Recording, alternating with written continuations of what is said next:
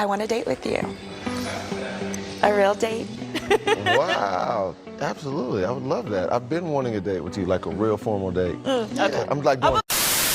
Guys, and welcome back to Little Black Book. You know what time it is. Talking to you guys about Ready to Love. We're dealing with Symone and also dealing with Rashid's date that they had. We want to take a very closer look at what happened between the two individuals and break it down, because this was an expert PEW, well played, which means position, expectation, want, in motion. And so we're going to break it all the way down in terms of what that actually means. Guys, if you want to see more great content like this and you're new to the channel, make sure you like, share, subscribe, click on that bell button for notification of the what uploads, baby. And for those of you who are returning as well, you got the minerals, you got the minerals. Don't forget to grab your merchandise as well, okay? It's getting wintry time. Oh, the weather outside is delightful. It's cold out there, baby. All right, cool. So let's get into the video. So dealing with Symone and dealing with Rashid, I want to guys let you know, I came up with a term called PEW, which is position, expectation, wants. When we're dealing with relationships and situationships, so I should even say, and you want to assess the situation of the relationship that you have with that individual person, it's PEW, which is position, expectation, and the want, okay? And all that necessarily means is that position is, for instance, and this, I'm going to show you, Symone does this so well in the scene. I don't know if she intentionally did it or whatever, she does it so well in this scene because it sets up what's going to happen next, okay? And in relationships, what can happen is, especially situationships, people can end up in a place where they're in limbo. They're not sure whether the guy or the girl likes them, but yet they are given over their body, their time, their energy to that other person, and they're not getting what they want to get out of the relationship. It's not a fair exchange. You're being robbed. You're being taken advantage of, right? But you're like, oh, I think they will eventually, they'll get it. They won't get it. Do you know why? Because you've not communicated it and you've not set it as to what you actually desire. Okay, so when we talk about PEW, Symone came over and was like, look, More vulnerable and open and asking for what I want. Okay. Right. I really like you. she was quite brazen with it. She's like, look, I like you, you know? And then she goes, oh, And I want a date with you. and that's the position. I like you. Oh, I like you. That's position. And she says, here's my expectation. I want a date. Yeah. But what's very interesting about this is, I told you guys as well, if you're a woman and you want to be able to shoot your shot, this is going to be the video for you to show you how to do it. Because I said, shoot your shot, but don't take over. Shoot your shot, but don't take over.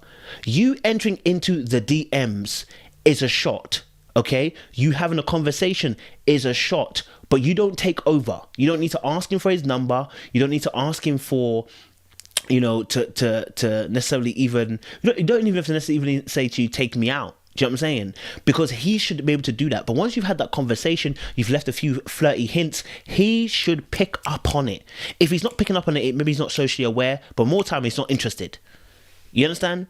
More time, he's just not interested. But if you enter my DMs, and I want to say this again, if you enter the DMs like, I like you straight away, obviously with Rashid and Symone, they are different category because they've spent time in a resort together. So her saying I like you, it's not out of the ordinary. I really like you. You know what I mean? Because they've been talking. But in real life, I want to let you know, listen, you enter my DMs with I like you, more than likely I'm going to go, nah. You know what I mean? Because I don't know who the hell you are. Yeah?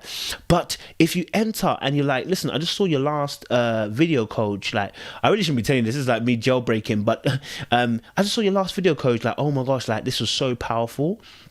And also I saw the video, and then you go, oh, so what was your thoughts on the last video that you did? Like, because what you're trying to do is trying to get me comfortable to have a conversation. Okay? You don't want to listen. When someone's trying to sell you something, how do you feel? Yeah? When someone's trying to sell you something, and you can tell they're trying to sell you something quick, you don't feel it. But when you get that person that's like making you feel comfortable, if you go to a very posh-ended thing, they make it an experience. And so your job as a woman, if you're going to be entering DMs, inboxes, you know, jumping there first, you need to be making it an experience. Okay? Don't go for the hard sell. Okay, now the hard sell does work if you're lucky enough, if that guy's willing to respond to that. But I'm going to tell you more times, create the experience. Okay, show and the way you can do that is by showing interest in what they do, because that is non-invasive. Okay, you know, when they talk about surgery, non-invasive, that is what you're doing. Non-invasive surgery into the life of that individual person you're wanting. You enter the DMs. You say, hey, look, I just saw your great artwork that you put on to Instagram. Oh, I was just wondering, I don't know if you had the time, like, what's your process in terms of how you paint? Oh, listen, brother, I don't know. Like, you want the person to be an open-ended question so they can start talking, because you're gassing them up. As a king, we want to be gassed up. You understand? So you're gassing them up by saying, look, I saw your great thing, blah, blah, blah. Do you know what I'm saying? It was amazing, da, da, da, right? When you're entering DMs. Anyway, let's go back to the PEW. We can talk about that another time. So Symone then goes, the expectation is she wants a date. I want a date with you. Okay? And the W, she leaves in his hand, he says, do you know what? I've been wanting a date. Now, this is quintessential. For a lot of you in situationships, the problem is you answer all three parts of the letter. You know when you get a form and it says you sign here, and then it says sign on the behalf of the person issuing you the form. You don't sign at the part where it's issued on the behalf of the person who's giving you the form. That's their part to sign. You sign your part. Same with when it comes to relationships. You do not talk on their part. You say, here's my position. I like you, as Symone said. Here's what I want. I want a date. And then she left it up to me and he said, listen, wow, I've been wanting a date. When he said, wow, I want a date, yeah, blah, blah, blah. She then followed through by saying, obviously, okay, look what she does here. This is so powerful what Symone does here.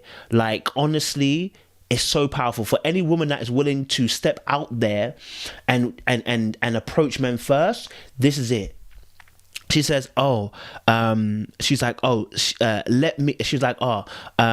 just let me know when and where and what to even wear.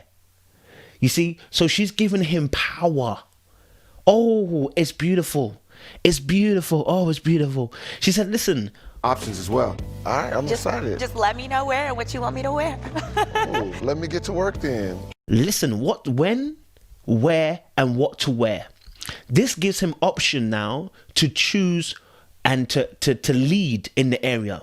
You haven't said, listen, meet me at 9 o'clock, come in your best shirt, like, you're emasculating the man more than likely. See, when people confuse emasculation, they make everything emasculation. No, not everything's emasculation. When you rob the chance of him to be able to lead, that's emasculation, okay? That's emasculation. When you rob it, listen to what I said.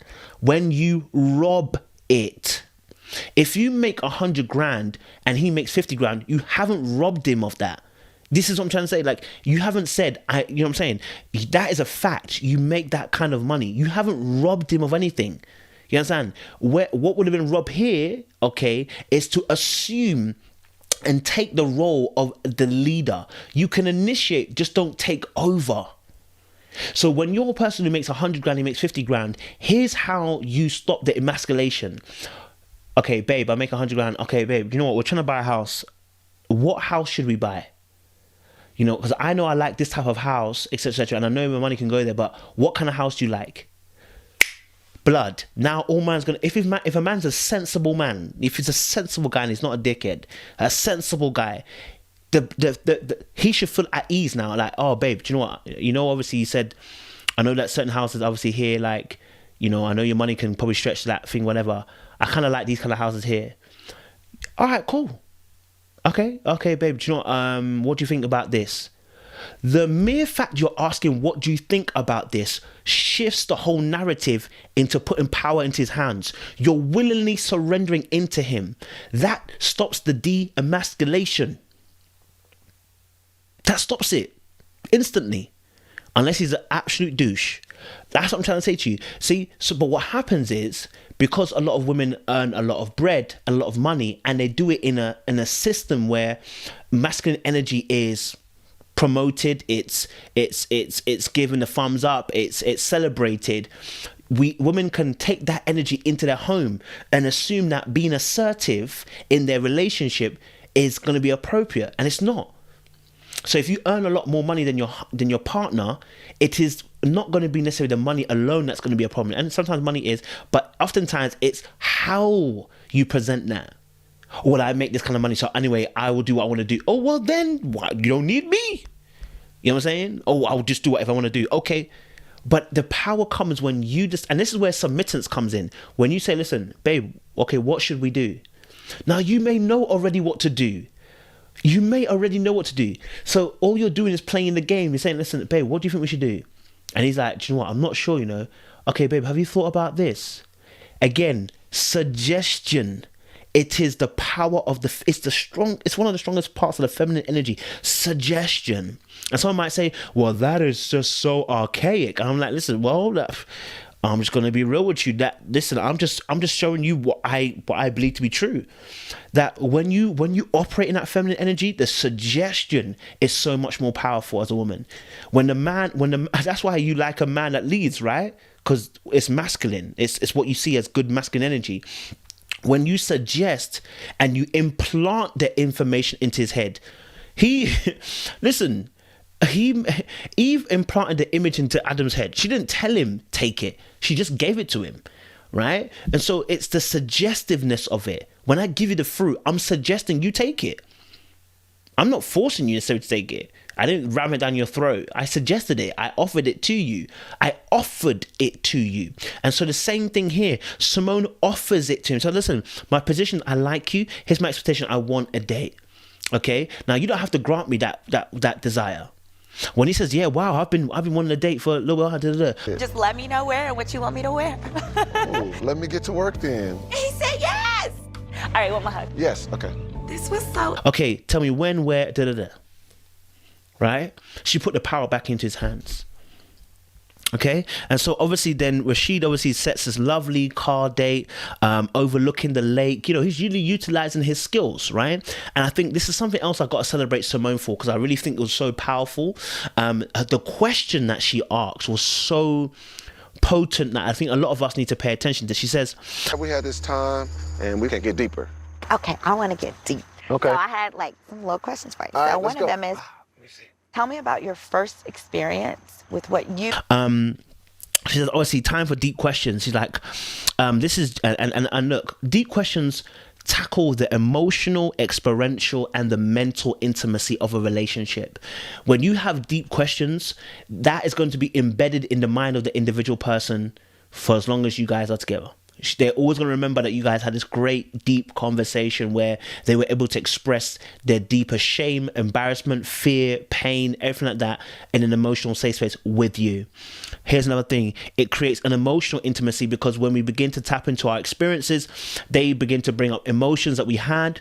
When we begin to answer very deep questions where it requires us to think, they tackle the emotions that come with those particular answers. That creates an emotional intimacy and a bond. And then we talk about the mental intimacies, because when we begin to discuss our experiences, we begin to discuss our complexities and our ideas and our thoughts, our values and our attitudes, and that creates a bond. So now we're talking about deep questions. You know, he then began to open up to her. It was a very deep... He's opening up, he's engaging with me, and was super vulnerable. And I like him so much more now. All right, I got a question. So when obviously, you know, she was saying that he was opening up and being vulnerable, she was finding him more attractive. Why? Because first of all, Symone's obviously a very guarded person herself. She's been through some deep things, some deeply emotional things. And so what she wanted to see is, how deep can he go? Can he dive? Because if he can dive, then he can collect the pearls from down there. If he can dive, then he can go into the depths and collect some of these gems that are down below. And so for her as well, she's also a very deep person as well, where she's able to have a conversation about some deep things. That vulnerability that he showed was attractive to her. And I think to many people it's attractive when you find that right person that can draw out that vulnerability of you and have a deep conversation and listen to you and make you feel heard when you speak. And that is what we saw with Symone and Rashid there. Okay. And when Rashid was exploring and expressing about, you know, the ADHD and etc. My whole life is trying to prove people wrong. I ended up being the first man in my family to graduate from college. I graduated with honors. He's opening up, he's engaging with... And, you know, being, you know, in a special class and stuff like that. what he was allowing Symone to hear was, again, that vulnerability. But what it was also saying is that I trust you enough to discuss these things. Who discusses their most vulnerable things to somebody they don't trust, right? So that shows to the woman or to the man, whoever's listening, that you trust me enough. You know, you trust me enough to discuss these deep issues. And so that then translates into that translates when you're in a relationship, that okay, this person really desires not just the outer shell but the inner person as well. And so that was very, very important. And you know, when Rashida obviously spoke about how, you know, she initiated but she allowed him to take control, and he likes that, you know, because he's a traditionalist, but he liked the fact that she initiated but then allowed him to take control, because us guys get tired of, you know, and I think, and that's why I said to you, listen, there's nothing, you know, that's why I was talking about Ruth and talking about strategic positioning. You know, when Ruth got to Boaz, okay, when she was at his feet, it was strategic positioning. I don't care what anyone says, because she didn't force him to do anything. She didn't force his hand. You know, she didn't take him down the mill and say, you must marry me. She just laid there, and Naomi was clocking the realness. I don't know what she did to get her man, but this was real spit. And so when she laid there, she placed herself strategically for him to see her and then have that conversation. Same with women. I'll keep saying this, listen, strategically place yourself to be seen. I can't do anything if I can't see you. This is why when men want to have the pick of the cherry of women, they have to be seen, and nobody hides whatever it is underneath a bushel. Like I think it's your gift or the light underneath a bushel. I think that's what's correctly. I'm trying to make the correct term in the Bible, but you know, no one hides it underneath a bush. No one hides it underneath something. You know what I'm saying? Like if there's a light that's burning, you've got this torch. You don't put it underneath, you know, something to be hidden. You put it on the top of a hill so it can be seen. You get me? So you must be visible. You must be seen. So ladies, enter the DM, enter the inboxes, you know what I'm saying? But have a conversation, you know what I'm saying? And allow him to make that decision. Also, this as well, if you're going to be doing that, please make sure the profiles are correct. Okay, make sure you're not on private. There is nothing more disheartening, okay, than a girl trying to move to you in the DMs. And when I say move to you, just initiating conversation. You click on the thingy and it's like private. How the hell am I meant to know who you are? How the hell am I meant to see you in your glory? You understand? Yeah, so if you're trying to be moving to people, do not move to anybody on private. It's shambolic. It's not going to help anybody. It doesn't help anything. All right? So, guys, I'm going to leave it there. But make sure you like, share, subscribe, click on the bell button for notification of the uploads. We appreciate you. Stay locked and stay loaded. Don't forget to click onto our Patreon, Little Black Book 91, and also if you want the marriage stuff as well, click on the Marriage Council UK Patreon. Get acquainted with that. We're going to start very, very soon. Appreciate you guys. Stay locked and stay loaded.